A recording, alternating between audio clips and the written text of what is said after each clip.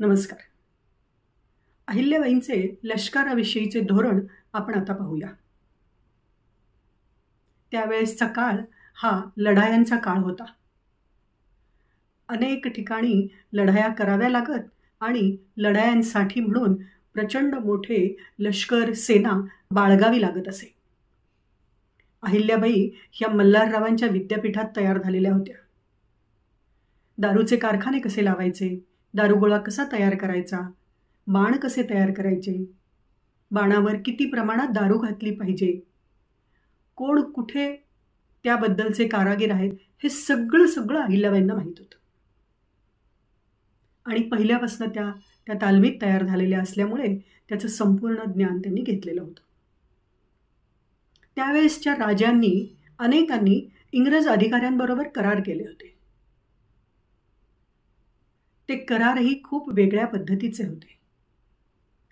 त्या राजांचे करार असे होते की जो इंग्रज अधिकारी त्यांनी लष्कराच्या प्रशिक्षणासाठी ठेवला होता त्या अधिकाऱ्याला त्यांनी संपूर्ण अधिकार दिलेले होते. त्या इंग्रज अधिकाऱ्यांच्या उदरनिर्वाहासाठी त्यांनी काही जमीन जुमला किंवा काही परगणे राखून ठेवून त्या अधिकाऱ्यांना दिले होते. लष्कराचे संपूर्ण अधिकार त्या इंग्रज अधिकाऱ्याला दिले होते.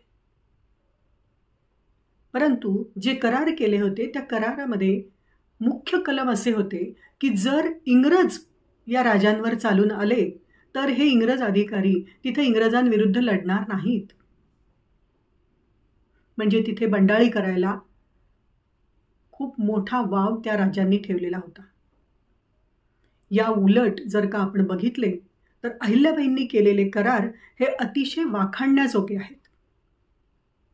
अहिल्याबाईंनी स्वतः सगळ्या लष्कराच्या कामगिऱ्या केलेल्या असल्यामुळे जो माणूस स्वतः काम केलेला असतो त्याला कुठे काय चूक होऊ शकते, कुठल्या प्रकारचं काम कसं केलं पाहिजे आणि कुठे कोण आपल्याला फसवू शकतं हे सगळं ज्ञात असतं. त्याप्रमाणे अहिल्याबाईंनी केलेले करार हे अतिशय वाखाणण्याजोगे आहेत.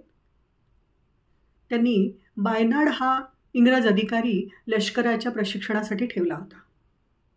परंतु त्याला जो अधिकार दिला होता त्या अधिकारामध्ये तो फक्त बंदुका खरेदी करू शकत होता.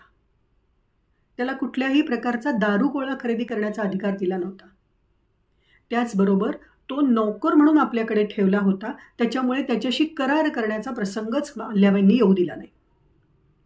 त्याला कुठल्याही प्रकारचा जमीन जुमला दिला नाही, त्याला स्वायत्त केलं नाही. आणि तो आणि त्याची जी टीम सगळ्या प्रशिक्षणासाठी होती त्यात अहिल्याबाईंनी अजून एक धोरण, अजून एक धूर्तपणा केलेला होता. प्रत्येक इंग्रज अधिकाऱ्याच्या मागे 2 आपले अधिकारी ठेवलेले होते, त्यांच्यावर नजर ठेवायला, त्यांचं प्रशिक्षण कसं चालू आहे आणि ते काय प्रकाराने काम करतात हे बघायला.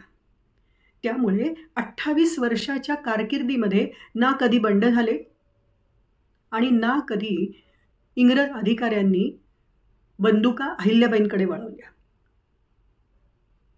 अतिशय धूर्त, धोरणी आणि समाजाचे हित बघणारी ही राणी होती. त्यावेळेस जर का सगळ्याच राजांनी अशाच पद्धतीने जर का करार केले असते आणि तो दूरदर्शीपणा ठेवला असता तर आज इंग्रज आपल्यावर राज्य करून गेले नसते, तर इंग्रज आपले नौकर राहिले असते. हेच अहिल्याबाईंच्या कारकिर्दीतले लष्कराविषयीचे त्यांचे महत्त्वाचे धोरण आहे. धन्यवाद.